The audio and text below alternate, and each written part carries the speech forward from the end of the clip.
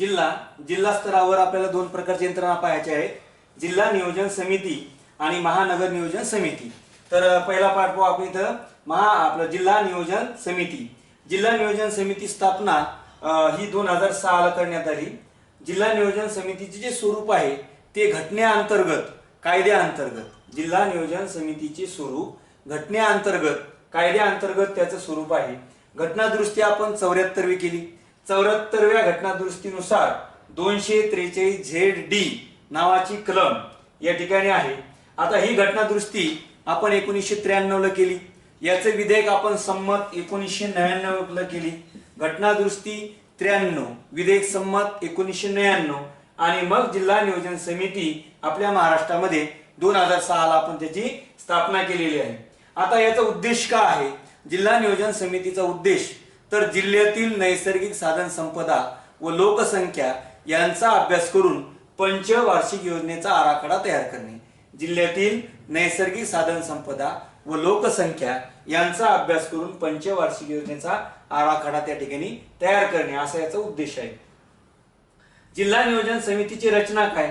तर जिल्हा नियोजन समितीचा अध्यक्ष हा जिल्ह्याचा पालकमंत्री असतो। जिल्हा नियोजन समितीचा अध्यक्ष हा पालकमंत्री असतो। जिल्हा नियोजन समितीच्या रचनेतील उपाध्यक्ष हा विभागीय आयुक्त असतो। सचिव हा जिल्हाधिकारी असतो आणि इतर सदस्य जवळपास जिल्हा लहान असेल, मोठा असेल, मध्यम असेल तर त्या ठिकाणी आपण एक निकष पाहू। या ठिकाणी ज्या जिल्ह्याची लोकसंख्या ही 20 लाखापेक्षा कमी आहे, 20 लाखापेक्षा, तर त्या ठिकाणी सदस्य संख्या 30 असते, 30, आणि या 30 पैकी 4/5 निर्वाचित सदस्य असतात, म्हणजे 5 पैकी 4, म्हणजे याचा रेशो येणार आपल्याला 24। बघा, ज्या जिल्ह्याची लोकसंख्या 20 लाखापेक्षा कमी आहे अशा जिल्ह्यांची सदस्य संख्या 30 असते आणि निर्वाचित सदस्य जर आपण विचार केला तर 4/5 म्हणजे 24।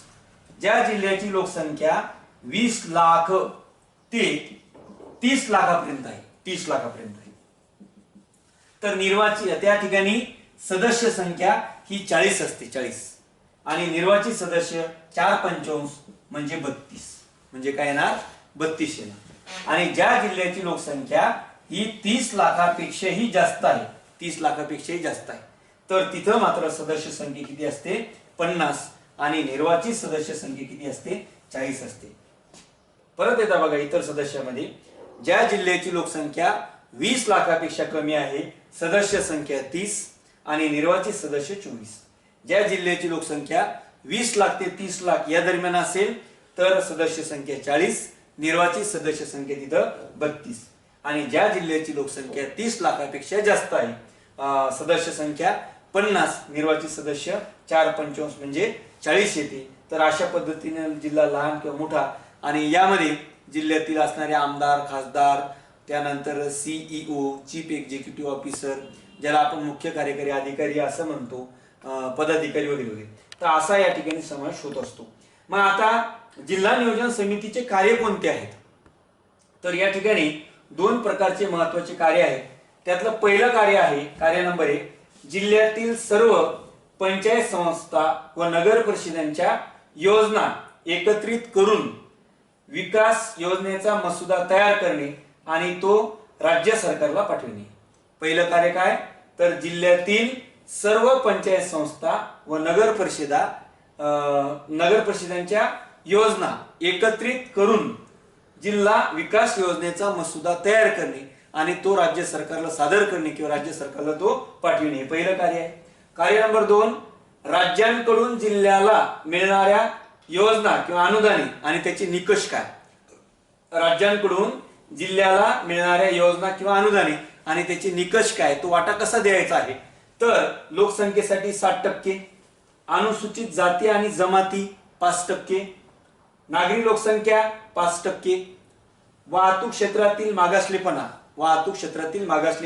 5%, जलसिंचनातील मागासलेपणा 5%, औद्योगिकरण यातील मागासलेपणा 4%, जिल्ह्याच्या विशेष समस्या 6% आणि इतर 10%, या सगळ्यांची बेरीज आपल्याला 100% मिळते। बघा, 60 आणि 5 65, 70, 75, 80, त्यानंतर या ठिकाणी 80, 84, 6, 90 आणि 10, 100 अशा 100% अनुदानिक योजना जिल्ह्याच्या विकास कामासाठी येत असतात। आता आलेला हा जो निधी किंवा हा जो खर्च कशा प्रकारे करायचा आहे, तर त्यासाठी जिल्हा नियोजनासाठी क्षेत्रवार खर्चाचे निकष कोणते, तर ते निकष नंबर 1 आहे कृषी, या ठिकाणी कृषी सहकार आणि समाज विकास यासाठी आपण 15%, जलसिंचन आणि ऊर्जा यासाठी 40%,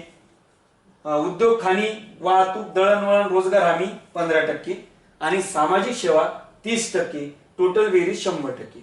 बघा, कृषी सहकार आणि समाज विकास 15%, जलसिंचन आणि ऊर्जा 40%, उद्योग खाणी वाहतूक दळणवळण रोजगार हमी 15% आणि सामाजिक सेवा 30%। म्हणजे हे 15 आणि 40 55 आणि 15 70 आणि 30 100। तर अशा प्रकारे 100% निधी किंवा 100% अनुदान येतात आणि हा 100% या ठिकाणी जिल्ह्याच्या विकासासाठी खर्च केला जातो।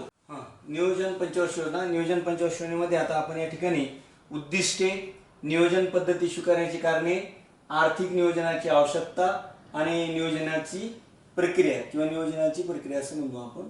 तर उद्दिष्टे याच्यावर आयोगाने तुम्हाला आतापर्यंत परीक्षेत प्रश्न विचारलेले आहेत, 2 किंवा 3 किंवा 4 उद्दिष्टे तुम्हाला देत असतात आणि त्याच्यावर आयोगाचा प्रश्न तुम्हाला असू शकतो। जवळपास आपल्या उद्दिष्टांमध्ये 9 ते 10 प्रकारची उद्दिष्टे इथं आहेत, जी सर्वात महत्त्वाची आहे। जलद आर्थिक वृद्धी, दारिद्र्य निर्मूलन, उत्पन्नातील असमानतेत घट करणे किंवा असंतुलन कमी करणे, रोजगार संधीची निर्मिती करणे, प्रादेशिक असमतोल दूर करणे, स्वावलंबन, आत्मनिर्भरता, स्थिरतेसह विकास, भांडवल उभारणीत वाढ करणे, कृषीवर भर, उद्योगावर भर, सामाजिक उद्दिष्टे। तर अशा प्रकारची ही उद्दिष्टे आहेत। परत एकदा बघा, जलद आर्थिक वृद्धी, दारिद्र्य निर्मूलन, उत्पन्नातील असमानतेत घट करणे, रोजगार संधीची निर्मिती, प्रादेशिक असमतोल दूर करणे, स्वावलंबन, आत्मनिर्भरता, स्थिरतेसह विकास, भांडवल उभारणीत वाढ करणे, कृषीवर भर, औद्योगिक भर आणि सामाजिक उद्दिष्टे। बऱ्याच वेळेस तुम्हाला आयोगाचा असा प्रश्न असतो की भारताच्या जेवढ्या काही पंचवार्षिक योजना आहेत त्या पंचवार्षिक योजना खालीलपैकी कोणत्या बाबींवर अवलंबून आहे, आणि मग तुम्हाला त्या ठिकाणी पर्याय असतात आत्मनिर्भरता, स्वावलंबन, आणखी 2 पर्याय असतात। पण यातले योग्य पर्याय कोणते आहेत, तर आत्मनिर्भरता आणि स्वावलंबन। भारतातल्या प्रत्येक पंचवार्षिक योजना ह्या आत्मनिर्भरता व स्वावलंबन या बाबींवर अवलंबून आहे। तर अशा प्रकारे उद्दिष्ट या घटकावर आयोगाचा तुम्हाला या ठिकाणी परीक्षेत प्रश्न येऊ शकतो किंवा असू शकतो। आता या ठिकाणी नियोजन पद्धती स्वीकारण्याची काही कारणे आहेत जी महत्त्वाची आहेत। एक तर रशियाचा प्रभाव, रशियाच्या प्रभावामुळे सुद्धा आपण नियोजन स्वीकारलेलं आहे। मानवी विकास साध्य करणे, नैसर्गिक संसाधनांचा इष्टतम वापर करणे, नैसर्गिक संसाधनांचा इष्टतम वापर करणे, खाजगी क्षेत्रावर अवलंबून राहून आर्थिक विकास होणे शक्य नाही, खाजगी क्षेत्रावर अवलंबून राहून आर्थिक विकास होणे शक्य नाही, खाजगी क्षेत्राची असमर्थता होती आणि संतुलित विकास करण्यासाठी म्हणजे आपल्या देशातील किंवा तळागाळातील लोकांचा विकास करण्यासाठी नियोजन हे महत्त्वाचं आहे। तर अशा प्रकारे आपल्या नियोजन पद्धती स्वीकारण्याची काही कारणे ज्याच्यावर प्रश्न तुम्हाला आयोगाचा असू शकतो, यातली सुद्धा 1 किंवा 2 कारणे तुम्हाला आयोग या ठिकाणी विचारू शकते। आता आर्थिक नियोजनासाठी आवश्यकता किंवा आर्थिक नियोजनाची आवश्यकता काय आहे, व्यक्तिगत व सामाजिक हित यामध्ये समन्वय आणण्यासाठी, व्यक्तिगत व सामाजिक हित यामध्ये समन्वय आणण्यासाठी, समाजाच्या गरजेनुसार उत्पादन म्हणजे मागणी पुरवठ्याचा विचार करून, व्यापार चक्रावर नियंत्रणासाठी म्हणजे तेजी असेल तर महागाई आणि मंदी असेल तर स्वस्ताई, म्हणजे तेजी असेल तर त्यावर नियंत्रण करणे आणि मंदी असेल तर त्यासाठी उपाययोजना करणे आणि व्यापार चक्रावर नियंत्रण असं म्हणतो। साधन सामुग्रीचा योग्य वापर करणे, आपल्या देशात ज्या काही नैसर्गिक साधन संपत्ती आहेत त्याचा योग्य वापर करणे, जलद आर्थिक विकास करणे, वेगाने विकास करणे, भांडवल निर्मितीचा दर वाढवणे, जेव्हा उत्पादनातील सर्वात महत्त्वाचा घटक कोणता असेल तर तो भांडवल आहे।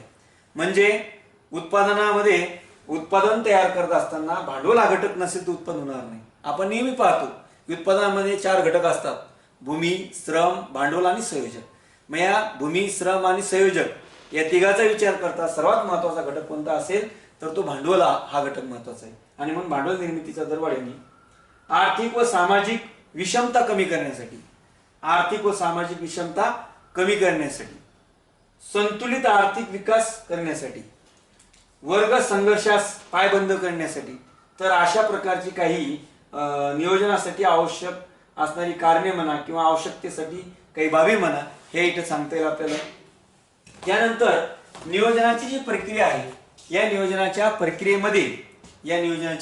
प्रक्रियेमध्ये देशातील संसाधनांचा आढावा घेणे, आपल्या देशात काय काय संसाधने आहेत त्याचा आढावा या ठिकाणी घेणे, नियोजनाची उद्दिष्टे निश्चित करणे, संसाधनांची वितरण करणे, योजनांची अंमलबजावणी करणे, मध्यावधी आढावा घेणे आणि पुनर्नियोजन करणे. परत बघा एकदा, देशातील संसाधनांचा आढावा घेणे, नियोजनाची उद्दिष्टे निश्चित करणे, संसाधनांचे वितरण करणे, योजनांची अंमलबजावणी करणे, मध्यावधी आढावा घेणे आणि पुनर्नियोजन करणे. तर हे आपल्याला नियोजनामध्ये काही पाठ सांगता येईल. उद्दिष्टे, नियोजन पद्धती स्वीकारण्याची कारणे, आर्थिक नियोजनाची आवश्यकता आणि नियोजनाची प्रक्रिया या ठिकाणी स्पष्ट झालेली आहे. याच्या विश्लेषणाची काही गरज नाही. तुम्हाला हे ॲज इट इज जसेच तसे नावं तुम्हाला परीक्षेत विचारल्या जातात आणि म्हणून एवढे नावं तुम्ही लक्षात ठेवा. एक वेळेस, 2 वेळेस, 3 वेळेस वाचून काढा. बरोबर परीक्षेत आलेला जो प्रश्न आहे तो यापैकीच असू शकतो आणि त्या प्रश्नाचं सोल्युशन तुम्हाला सहज हे ऐकल्यानंतर देता येऊ शकते. पंचवार्षिक योजनेचा आढावा. पंचवार्षिक योजनेच्या आढाव्यामध्ये आपल्याला पहिल्या पंचवार्षिक योजनेपासून तर 11 पंचवार्षिक योजनेचा सविस्तर आढावा या ठिकाणी घ्यायचा आहे, ज्यामध्ये आपल्याला काही तक्ते घ्यायचे आहेत, तक्त्यांची आकडेवारी, त्याचा ॲनालिसिस वगैरे सर्व पार्ट आपल्याला इथे सविस्तर घ्यायचा आहे. जसं आता पहिली पंचवार्षिक योजना, पहिल्या पंचवार्षिक योजनेचे उद्देश काय होते, योजना विकास काय आणि पहिल्या पंचवार्षिक योजनेचं मूल्यमापन, असा आढावा आपल्या या ठिकाणी घ्यायचा आहे. पहिली पंचवार्षिक योजना ही यशस्वी योजना म्हणून ओळखल्या जाते. 1 एप्रिल 1951 ते 31 मार्च 1956 या दरम्यान पहिली पंचवार्षिक योजना होती. 1 एप्रिल 1951 ते 31 मार्च 1956 या दरम्यान पहिली पंचवार्षिक योजना होती. आता पहिल्या पंचवार्षिक योजनेमध्ये आपण नेमके काय काय उद्देश ठरवलेले आहेत तर 6 प्रकारचे उद्देश आपल्याला या ठिकाणी सांगता येईल. अर्थव्यवस्थेची पुनर्रचना करणे, भाववाढीवर नियंत्रण ठेवणे, उत्पादन क्षमतेत वाढ करणे, आर्थिक विषमता कमी करणे, खाद्य संकट कमी करणे, आर्थिक विकासाची गती वाढवण्यासाठी अर्थव्यवस्था प्रबळ बने. परत एकदा बघू आपण उद्देश: अर्थव्यवस्थेची पुनर्रचना करणे, भाववाढीवर नियंत्रण करणे, उत्पादन क्षमतेत वाढ करणे, आर्थिक विषमता कमी करणे, खाद्य संकट दूर करणे आणि आर्थिक विकासाची गती वाढवण्यासाठी अर्थव्यवस्था प्रबळ बनवणे. अशी 6 प्रकारचे उद्देश आपण पहिल्या पंचवार्षिक योजनेत घेतलेले आहेत किंवा ठरवलेत. आता योजना विकासाचा जर आपण विचार केला इथे योजना विकास, तर अशा घडामोडी तुम्ही व्यवस्थित वर्षावाईज लक्षात ठेवा, जेणेकरून तुम्हाला परीक्षेतील प्रश्न सहज सोडवता येईल. मग या 5 वर्षात कोणकोणत्या वर्षावाईज घडामोडी झालेल्या आहेत त्याचा आढावा आपल्या इथे थोडक्यात घेता येईल. 1950चा जर आपण विचार केला तर चित्तरंजन रेल्वे इंजिनाच्या कारखान्याची स्थापना केली आपण पश्चिम बंगालमध्ये. 1950 चित्तरंजन रेल्वे इंजिनाच्या कारखान्याची स्थापना. 1951 भारतातील पहिला सेंद्रिय खत कारखाना, यावर प्रश्न आलेला आयोगाचा.